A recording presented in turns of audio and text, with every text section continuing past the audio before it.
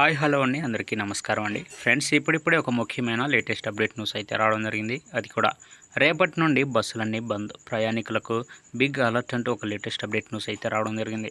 అయితే ఈ బస్సులన్నీ ఎన్ని రోజులు బంద్ గల కారణం ఏంటనేది మనం ఈ వీడియో ద్వారా తెలుసుకుందాం. వీడియో ఎక్కడ స్కిప్ చేయకుండా చూసినట్లయితే అప్పుడే మనకు పూర్తి సమాచారం అయితే తెలుస్తుంది.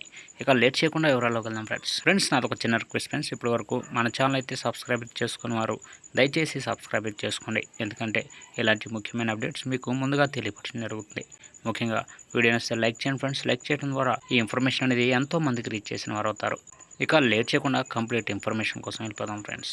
ఇక తెలంగాణ ఆర్టీసీ మరోసారి సమ్మెకు సిద్ధమైంది. కార్మికులు, ఉద్యోగులు కొంతకాలంగా తమ డిమాండ్లను పరిష్కరించాలని కోరుతున్నారు. ఇప్పటికే 3 సార్లు సమ్మె నోటీసులు ఇచ్చారు. అయినప్పటికీ యాజమాన్యం, ప్రభుత్వం పట్టించుకోకపోవడంతో ఆర్టీసీ జేఏసీ సమ్మెకు దిగాలని నిర్ణయించుకుంది. ఉద్యోగ భద్రత, ఉద్యోగులకు పూర్తి స్థాయిలో జీతాలు, ప్రభుత్వంలో విలీనం ప్రక్రియ మరియు ఆర్టీసీ బస్సులను రాష్ట్ర ప్రభుత్వం స్వయంగా కొనుగోలు చేయటం వంటి డిమాండ్లను ప్రభుత్వం ముందుంచారు. కానీ కాంగ్రెస్ ప్రభుత్వం అధికారంలోకి వచ్చి ఏడాది గడిచినా కూడా హామీలను అమలు చేయట్లేదు.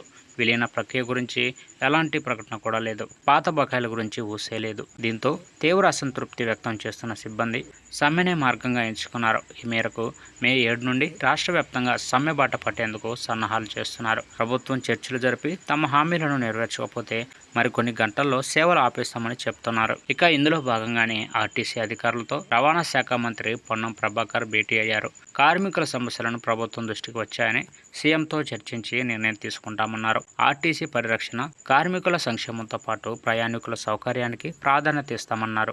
ఆర్టీసీ ఇప్పుడే నష్టాల నుండి కోలుకుంటుందని, ఇలాంటి సమయంలో సమ్మె చేయొద్దని కోరారు. ఆర్టీసీ సమ్మె వల్ల ప్రజలు ఇబ్బంది పడతారు.